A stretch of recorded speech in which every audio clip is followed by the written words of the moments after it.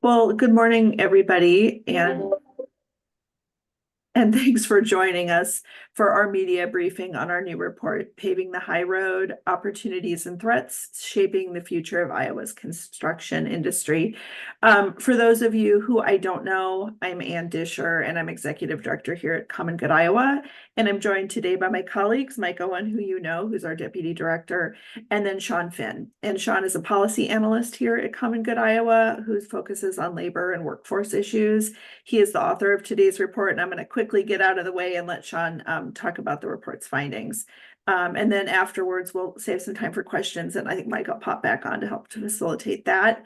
And just let me quickly, before I turn it over to Sean, let me just say that this report feels really timely. We've been working on it for a while. Obviously, big reports take time, and it really feels even more timely than when we started it. We're at a moment where the construction industry here in our state faces a significant series of threats and opportunities, and many of those opportunities flow from federal legislation passed in the last few years. A change in administrations put some portions of that legislation, I think particularly tax credits, at risk, or at least raises some questions about what they might look like in the future. And I think you'll see from the report's findings why protecting those federal investments are so important for the construction industry here in Iowa. It really takes a pro-worker approach, and we really hope to see that continue to be the case as these federal opportunities roll out. So Sean, I'm going to turn it over to you and let you kind of walk through the top line findings. Great. Thank you, Anne, and thank you everybody for joining this morning.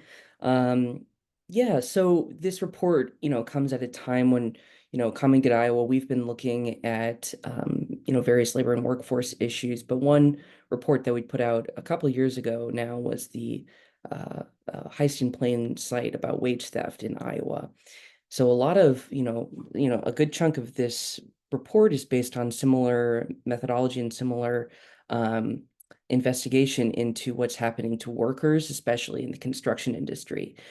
So this is a really worker-focused report, but also there's some really important findings and discussions around what this means for the industry overall, what it means for contractors in the industry, and of course, what that means for our state, considering how important the construction industry is to the world around us and the infrastructure of our state. So some key points that I want to highlight that are really big takeaways from the report is that the construction industry, which employs about 5% of the state's workforce, provides some of the best work in the state.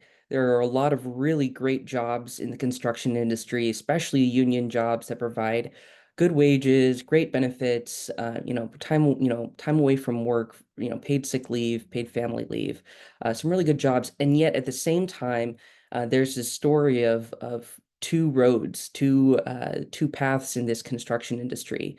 One in which there's these really great, family supporting jobs, and on the other side, there's a lot of kind of an underground economy that's emerging in the construction industry.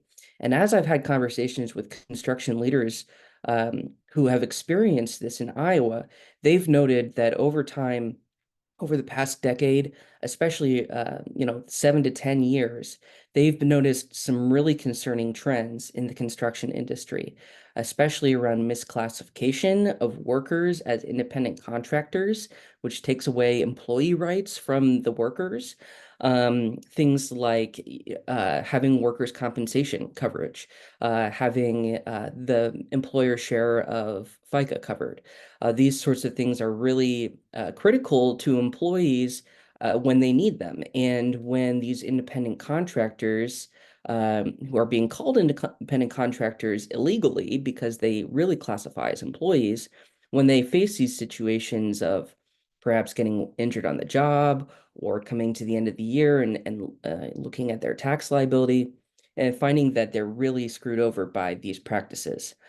So first point being that there are some really good jobs and some really bad jobs in the construction industry, considering in regard to their employment practices. Second point being that there's far too much public tax money and enforcement leniency that is going to law-breaking non-local construction contractors in the state. So obviously, a lot of public money goes to infrastructure work. A lot of this money goes to the lowest bidder in the vast majority of cases. And so these low bidders are increasingly law-breaking, non-local construction contractors that are using these really bad employment practices and illegal practices and going along with very little enforcement. Third main point I want to tell you about is how Iowa's construction industry is full of future opportunities. With Inflation Reduction Act, with a bipartisan infrastructure law, there's millions and millions of dollars going to be flooding into the state over the next 10 years for infrastructure and various, tax credits and opportunities. So this is going to be a huge boon, a huge boost for the construction industry. But not all of those opportunities are just going to fall into the industry's lap. Leaders, local leaders at local governments, industry leaders, state leaders all need to take an active role to take advantage of opportunities, as well as preserve those opportunities. As Anne alluded to, there are several opportunities, especially in the Inflation Reduction Act, that may come under fire in the upcoming administration and Congress. So that's something that Iowa leaders need to keep an eye on and need to protect so that the industry can continue to grow in a responsible way, in an advantageous way. So I want to show you, I'm going to share my screen briefly, and I'm going to show you the report, and I'm going to just kind of walk through some of the key findings. So you'll see in the report, we have an executive summary that goes through a lot of the key threats and opportunities. We also have an introduction that gives a profile of Iowa's construction industry and really kind of breaks down some of these main threats. So I'll point out the illegal employee misclassification, which I described before. We know based on our investigation that at least 10% of Iowa's construction trades workers were illegally misclassified in 2022. So an ongoing at least 10% of construction employees are being misclassified, which is a huge indicator of issues because, this is something that the government should be catching because it's against the law. There's also really high rates of tax fraud and wage theft that take away millions of dollars in wages from workers each year, as well as millions of dollars of tax dollars that should be going into things like the unemployment insurance fund. There's also a lack of accountability in the construction industry, especially because of its very disparate structure. So you have general contractors who hire subcontractors, who hire other subcontractors, and eventually it becomes this very complicated web where accountability becomes very elusive. There's a lot of worker exploitation, low-wage work, poverty going on in the construction industry in this kind of low-road area. And we also know that among the threats are the restrictive state policies that this state has enacted over the past decade or 7 to 10 years that have really preempted a lot of good policy tools from being used at the local level. Things like project labor agreements, prevailing wages, even the local minimum wages would be beneficial for the construction industry. And then there's also a lot of really excellent opportunities. So these federal investment opportunities are going to bring billions of dollars into the construction industry in Iowa. They're going to improve opportunities for local unions, construction and building trades unions. Will have endless, practically endless opportunities. Every, union person in the construction and building trades is saying how hard it is right now to get enough people for the jobs. So there's extreme growth in this industry.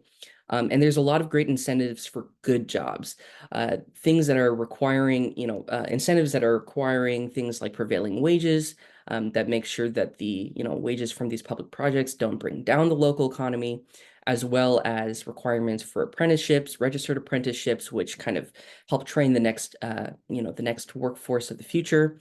And there's also a lot of great policy solutions for the problems that the construction industry is dealing with right now.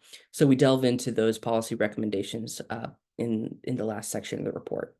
So those are the main points I want to hit, and I just want to show you as we go through some of the main sections of this report. One thing, it really describes the intricacies and nuances of the construction industry and why these issues are so prominent in this particular industry. It also delves into the findings, and there's some tables here around, how many of these workers in the construction industry are being illegally misclassified and what kind of costs are associated with that. It also really delves into worker exploitation and abuse, especially for disaster response work and immigrant workers, which make up a really large portion of the construction industry. And I also want to highlight that throughout this report, there are worker stories and testimonials that really provide some personal context to what we described in the report. So here we have a worker story from some workers who were responding to the derecho in Cedar Rapids. And these workers came from out of state and were illegally misclassified and were being treated really badly. And, this describes some of the response that the local community provided to support those workers. And there's another worker here of a worker story here of somebody who's got caught up in the complex subcontracting structure. And we also have some testimonial from a local contractor as well. So finally, we have some policy recommendations that really focus on local governments, state agencies, and state legislators, and describe the main ways that they can take advantage of federal investment opportunities, as well as enforce and strengthen laws at various levels in Iowa. So those are the main sections of the report. And I am going to stop sharing and give you all the opportunity to ask any follow-up questions. So thank you very much for, again, for being here today.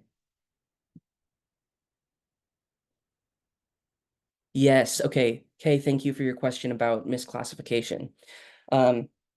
So this is actually a pretty complicated distinction to make. Employees have a certain set of rights and are defined under U.S. law, especially particularly under the Fair Labor Standards Act. Misclassification happens when people who are working as employees, they're being employed by some kind of employer, given a specific set of jobs and duties, and they're being called independent contractors. And when that happens, basically the employer is saying, this person does work on their own. I'm not really employing them. I'm not really overseeing them. They're just somebody who's doing some, one-off work for me. And the U.S. Department of Labor has drawn a very important distinction between independent contractors and employees, because once somebody lands in independent contractor status, they don't have any employee rights. So they don't have rights around, wages or hours worked or things like that. So this is the practice that's going on, is saying, okay, these employees that I have, I'm going to get away with calling them independent contractors, not paying taxes on them, not paying any of my kind of employer fees and responsibilities like workers' comp, unemployment, et cetera, by calling them an independent contractor. I hope that helps clarify. Shauna, can you say what some of your state level policy recommendations are? Session starts here in a month. What should our state legislators take a look at doing? Absolutely. So some that I would highlight is that I think legislators really need to take a close look at the wage payment collection law. This is the main law in Iowa code that defines employer obligations, employee rights for wage payment. There's some really important updates that need to be made to that law to make it stronger, more efficient, and actually improve enforcement. The state employs 4 investigators to oversee wage payment collection for a workforce of 1.6 million. That's not nearly enough, and so we need more funding to have investigators and to also to provide education to businesses, employers who may not realize that misclassification is illegal. They may not understand what their obligations are under the law. So education and tougher enforcement are really key portions of that, and that comes from reforming the wage payment collection law.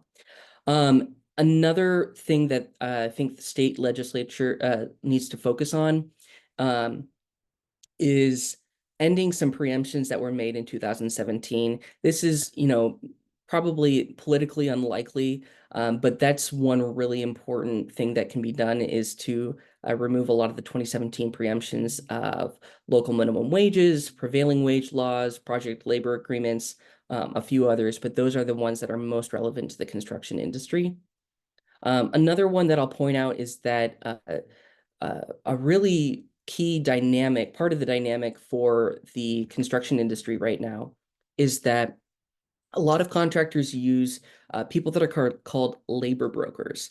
Labor brokers are essentially middlemen in the construction industry that work with contractors or subcontractors to provide labor. So they basically only find people to work on other people's projects.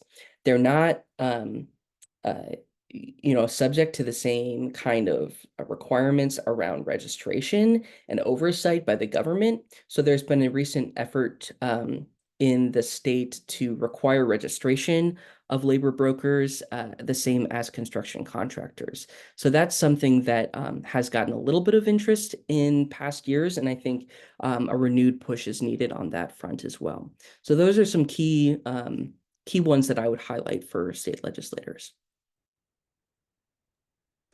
And Laura I'm has a seeing- question in the chat. Yeah, from Laura here. Aside from the impact on the workers who are misclassified, how do you have any estimates how much is not going to state's unemployment trust fund and workers' comp fund? Great question. Let me see if I have something specific to that on my tables. So I wasn't able to estimate unemployment insurance, any kind of, underfunding of the unemployment insurance trust fund, because the state was unable to provide specific unemployment insurance rates for the construction industry. We know that it's going to be likely higher than the impact would be if this was happening commonly in a different industry, because there is such high rates of unemployment because of seasonal unemployment in the construction industry. So generally, a lot of construction contractors have much higher unemployment insurance tax rates than other industry, businesses do. So we know that while I don't have specific figures on that, I know that the impact to the unemployment insurance trust fund is meaningful in this industry. And it would be great to be able to estimate that more specifically.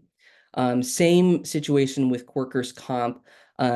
We can't come up with estimates on that, but we do know from a worker perspective that the amount that the typical worker loses out on in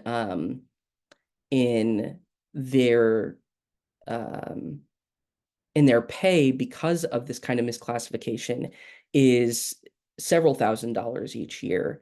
So, for example, a typical misclassified employee would lose out on an estimated $6,000 in fringe benefits from being misclassified, as well as $6,000 in Social Security and Medicare taxes. So that can hopefully give you some context. Have you found that workers who are not citizens are more likely to misclassify? So that's a great question. And it's, again, something that is really hard to get specific data on, especially any kind of research question around undocumented immigrants is difficult because of reporting and fear of retaliation, et cetera. But we do know that the construction industry has a really large portion of the construction industry is made up of immigrant workers.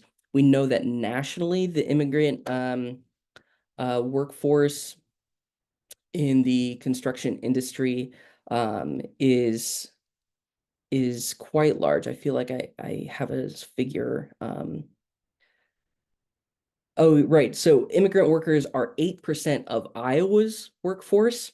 We don't have that specific for the construction industry, but considering that construction industry has a higher rate of immigrant workers, we know it's at least 8%. I would wager that it's much higher than that. And because undocumented workers are less likely to have, work authorizations or, the ability to legally work in the US, they're much more likely to be picked up by labor brokers, as I was describing before, who will go into these communities and specifically recruit these workers who are looking for work and who are willing to perhaps be paid, less than minimum wage to get some kind of job, to get some kind of income. And that's something that we hear a lot of stories about through our partners, including the Center for Worker Justice in Eastern Iowa. How prevalent is the use of labor brokers? Sorry, I'll go back to Kay's question of recent estimate of wage theft.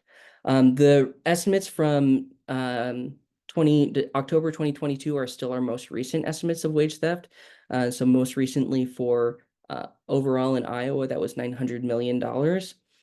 Considering the trends in the industry, it's been not just the industry, but in the state overall, that's only been going up since the last time we had studied it, which was a decade earlier. So $900 million is our most recent estimate of wage theft in Iowa. In terms of the prevalence of labor broker usage, that is something that I don't have any specific figures around. Labor brokers are suspected to be very common in Iowa. And the push for the legislature to require labor brokers to register as contractors is partially motivated by this desire to understand how common is this issue, how common are labor brokers. We don't really know. We can only have sort of anecdotal evidence of their presence, but they've also been studied pretty extensively in other states. For example, in Massachusetts, there's been some really interesting research around labor brokers and their effect on the construction industry's economy. And other states are working to sort of enact similar policies around registration requirements for labor brokers. That's been successful in some other states. So we think that it's possible in Iowa. Let's see. Obviously, workplace injuries are common in construction. Yes, Laura. If somebody is misclassified as an independent contractor, gets hurt at the construction site, any chance for them to get workers' compensation? Highly unlikely. If they're misclassified, it's almost certainly the case that the employer is avoiding paying things like workers' compensation. That's one of the main sort of benefits to these employers is sort of the tax fraud aspect of not having to pay things like insurance, not having to pay tax liabilities.